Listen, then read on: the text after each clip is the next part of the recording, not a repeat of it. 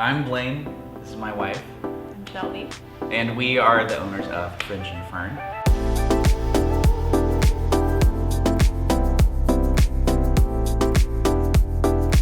We started our business in January 2020, so not too far from the COVID. Awesome timing. Yes. We're half plant retail and half hair salon, so we didn't want either to stop.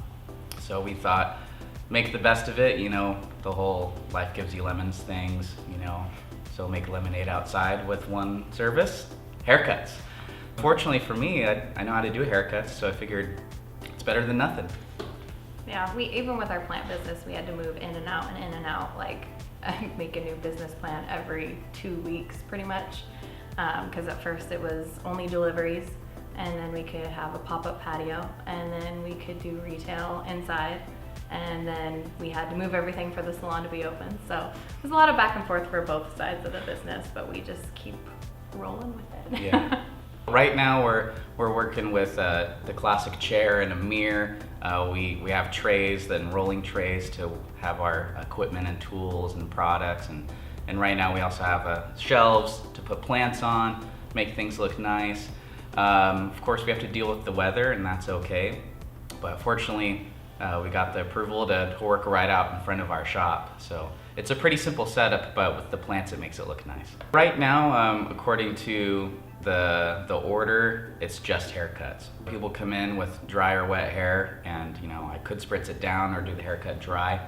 But styling is also allowed, so I use my irons, blow dryer, just to polish it if they want to at the end of the service. So it's pretty simple with the service offerings, just haircut. But it's always the best when we do have clients come in, because as opposed to just people walking by or people only coming for plants, the more hair services we have here, the more we have people stopping in like, oh, I'll get a plant too, or oh, I need this pot for this plant I have at home, or just asking me for advice. So it's good when both businesses are working. Instagram's been a great tool. Even with people who don't use Instagram, we will send them a link through email, and you can look on Instagram with a web browser. So that's been a wonderful tool to use through these times. But word of mouth has always been killer. He does use the email feature on Vagaro quite often too. He sends mass emails to all of his clients every time we have an update.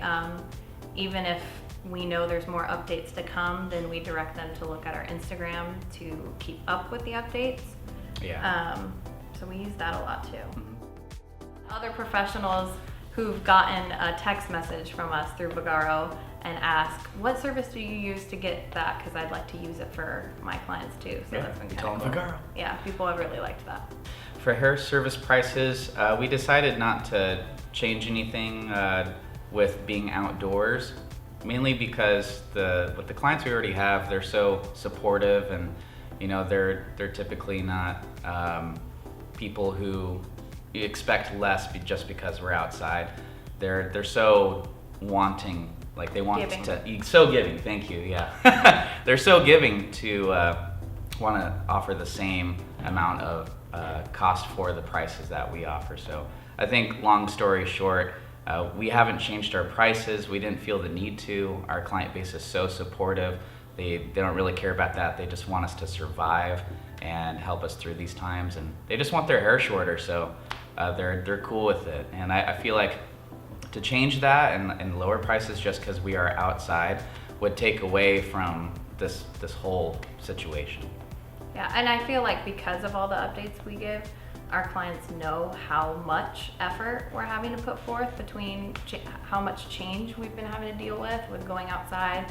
They know he's been out there like building stuff to make things structurally sound and safe. His preparation. So they know, even though it doesn't feel like the full experience they normally get, they know we're putting forth even more effort. Maybe if it doesn't show itself in a aesthetically or fancy way, Yeah. And just because we're outside doesn't mean we're not following the rules with cleanliness. Like, we're still wiping everything down with every customer, and it's a lot of work. For offering hair service outside, I first had to get approval, of course, from the state and the county, but the city and also the commercial property owner and management. So once I got approval, then I had to call my insurance and be like, hey, is this cool? This is the situation, this is what I would be doing. And for the insurance I have, they're like, yeah, you're good. So once I got the thumbs up from everyone, then we started doing services. We try to set up everything as safely as possible. Like even when we're putting cords around and plugging things in, it's like, let's try and not have it on the ground. Let me connect everything through like little hooks and be, out of the way so people don't even have to worry about tripping on them. Little things like that. With heat stroke, I can't stand being in hot weather anyway. You'd get it first. So yeah, I would get the heat stroke first anyway, but I make sure that if it's gonna be a warm day that I just don't do hair in the afternoon. I do hair in the early morning and in the late evening, and try to prevent those situations. And when it comes to uneven surfaces that we're working on and people are walking on, of course, there's certain things that the property owner or management is responsible for, but anything that I've put in place, I just make sure it's preventative. Like, hey, watch your step, watch this angle, be aware of your surroundings before they walk in. So I try to communicate with my clients on like where they're navigating. When it comes to hair services outside and staying sanitary and following the rules, it's just as it is indoors. So we still have everything separated, containers that are labeled and separated from clean, new, and soiled and dirty. So it's a little bit more work because for us, we still need to wash towels and still wash drapes.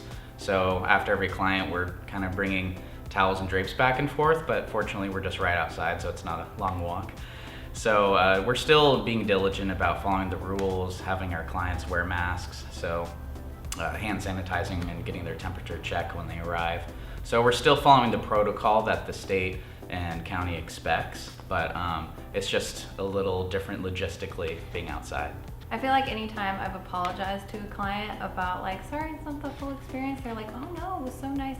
It's always, I think that the stylists or the business owners that we think, because we know the difference, but it's mostly been with clients, they're all like, ooh, hair outside, how cool. Or they go and they're like, it's actually so relaxing out here, like with the breeze and the plants and stuff. So yeah. They usually, I feel like I'm more disappointed than they are. And anytime I've apologized for it, I almost catch myself because I feel like I'm cheapening us for apologizing for something that they actually are not concerned about.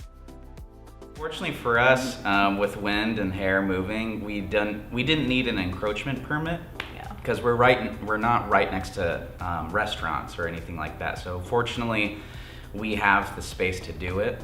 So anyone who has the space to do it, I encourage them, hey, take advantage of it, build your business now, don't put it on pause.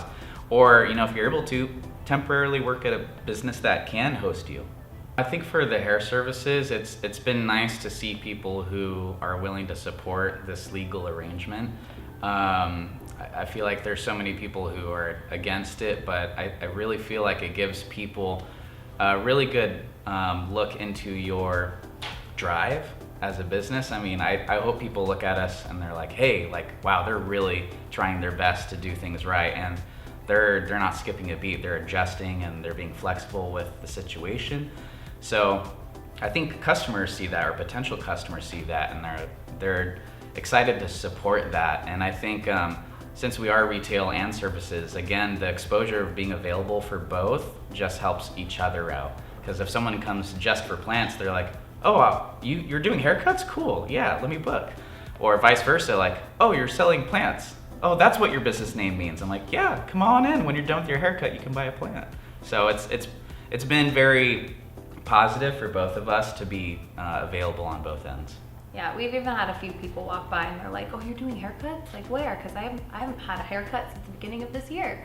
And then he's gotten a few actually new clients with the outdoor services, which is surprising. We didn't expect that. We figured it would just be loyal, long-time customers, but there's been a few new ones who haven't been able to get it anywhere else.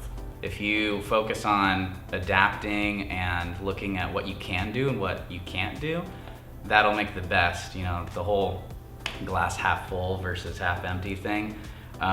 It can actually make an impact on your business, because I feel like being available and making the best of this with both of our sides of the industry, it's proven to be fruitful. You know, it's not as much money as being fully open, but it's better than nothing, and I really believe that. So I feel like anyone who's not doing what they can should consider it, because you might be surprised with you know, again, new customers or just awareness, and you know, you'll come out that much higher on you know, when we get out of this. And of course, sometimes we fail at having a positive outlook. Of course, we're stressed.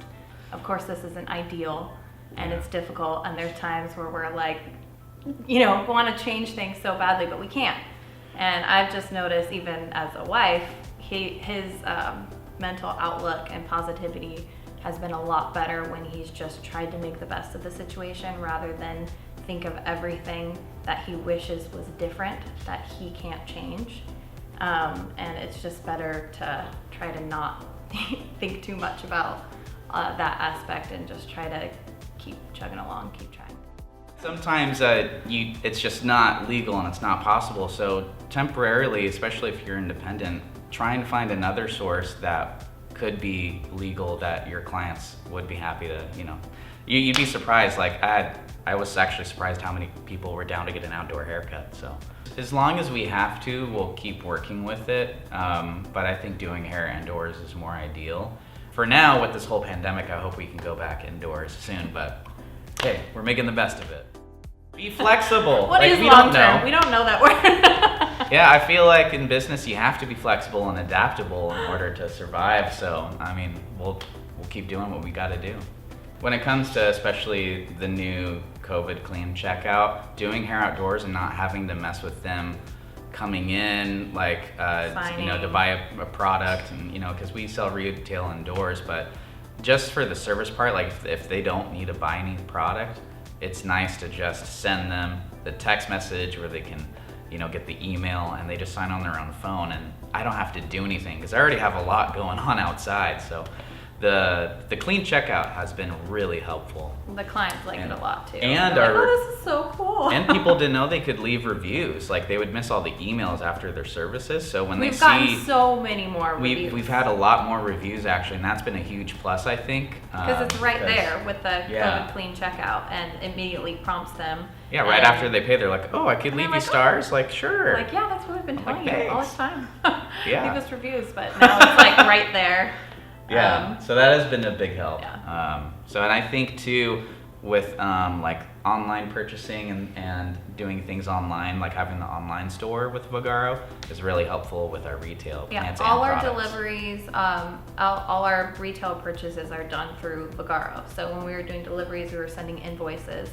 And then in-house, obviously, they pay on Vagaro. So all of our payments get to be in one place. We don't have to use a different platform for retail. So that's been really useful too. I'd recommend Vagaro because it's built to build businesses. I really feel like it's not just for salons. It's not just for plant shops. It really, like, it could be tailored towards any business that sells services or products. And if that's what you do, I feel like Vagaro could really help you out. Our other stylists also have enjoyed when they switched over to Vagaro, getting to know it, even though they were using other platforms before. We haven't really had anyone who has disliked using it. Yeah. So it's an easy thing. Once they learned how to use it, they're like, oh, that's cool. And I'm like, I know.